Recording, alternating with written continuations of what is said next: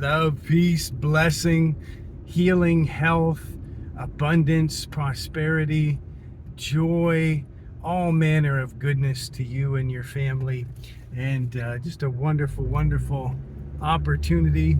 And when we're being conscious of our energy, really, really cool thing that Abraham Hicks says about you can't get there from here. And that's a funny old phrase.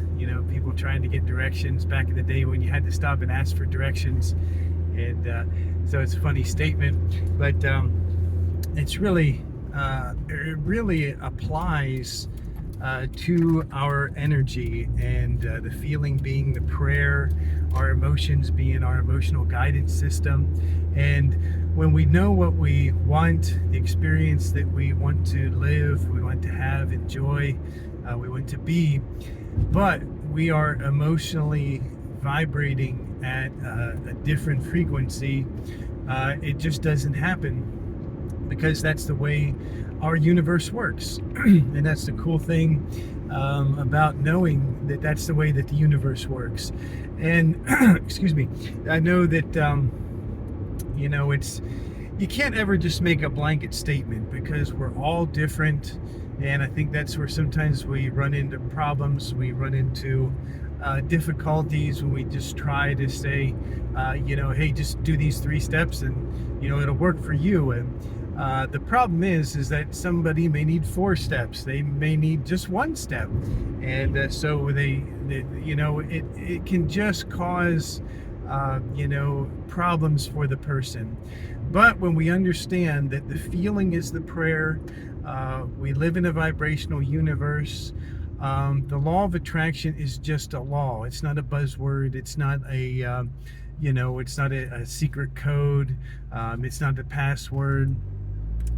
It's just like gravity. It's just simply a law, and it's the way that the universe works. And of course, people have done lots of teachings on the law of attraction, and some people, again, they stumbled up in it because they had a couple of different things going in them, and they think that they were vibrating at the frequency, but they really weren't. And of course, that's normal. A lot of us are just led astray. We have so many influences that are pushing us in all different directions. So it's hard to get out of our regular pattern and be in the midst of that pattern and just have a couple thoughts and think that that's the frequency and think that that's the law of attraction, but we're really just vibrating in the same frequency, and and therefore attracting the same results. So one thing that seems to get in the way of a lot of us is our triggers, and the things that trigger us. And we have things like maybe a coworker, and the coworker just says something, or looks a certain way, or and it triggers a response in us. The next thing we're struggling. And again, when we're in that point, we can't get to where we want. We can't get there. We can't get to where we want to go from there, because we've just changed our frequency. And it's our it's our habitual frequency. It's our frequency that we vibrate most of the time, our most common frequency that we vibrate in general. And so when we have people who are setting off our triggers, it's quite a challenge. It's I don't want to use the word difficult, but for people who are in the situation of thinking they're practicing the law of attraction, and they're going to attract something new that they want, but they keep having the same emotions, the same frequencies, because they're in a situation where their buttons are being constantly pushed.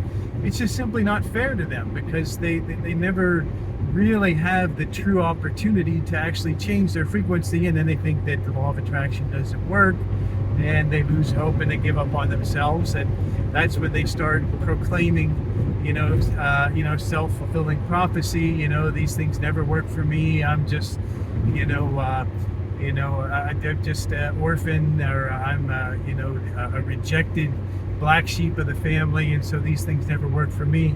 And the whole point was, it was just a, they never ever had the opportunity to vibrate at the frequency in the first place. And that's why we want to be able to, first of all, be aware when we are being pushed, when our triggers, our buttons are being pushed, and instead of responding the same way, become the watcher. Don't just allow yourself to be, swept away with the flow of emotion, but become the watcher and just start to observe the emotions, start to observe the way you're feeling. And for most people, just by observing it, it'll go away eventually. By just observing it, by not allowing it to just run its course and carry you off and have you respond in a certain way, but really just stand back and observe it. It's so powerful. Many ancient teachings, teach the concept of, the watcher, the observer, the silent witness, the higher self. Just whatever visualization can help you to become the watcher.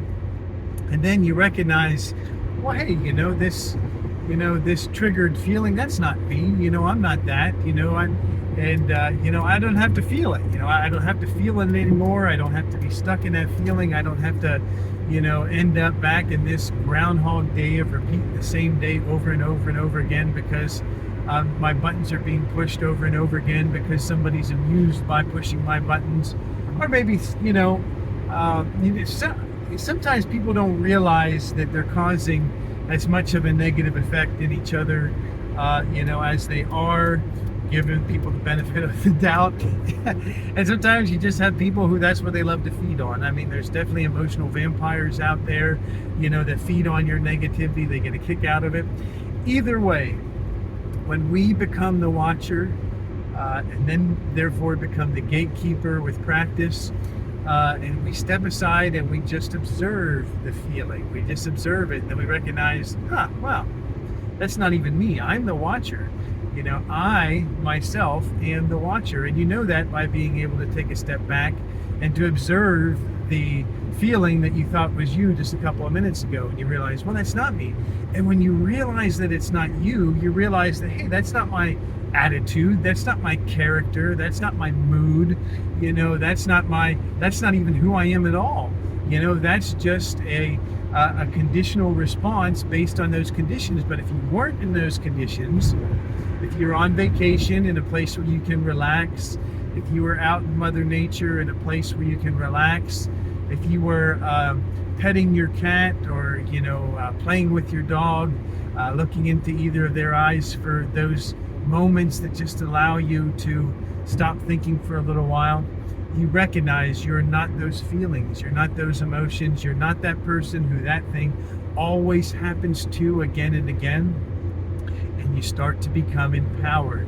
And as many teachings teach, when you break the flow of habitual thinking, consciousness has the opportunity to shine. And it's the beginning of what many teachings call enlightenment, when you go from the point of living in the illusion that your situation, your life situation has created for you, and you move out of that and you move into a creative situation, a situation where you are connected consciously to source, and you're consciously making the decisions to manifest that which you want to manifest.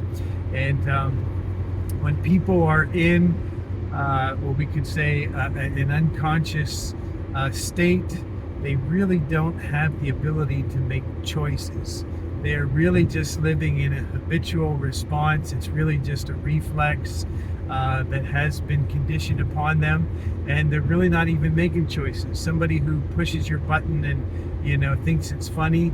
They've been conditioned to get a little bit of joy out of rousing you and pushing your buttons, and it becomes a conditioning, and they really don't have the choice because they're not conscious. They're not living out of their higher self.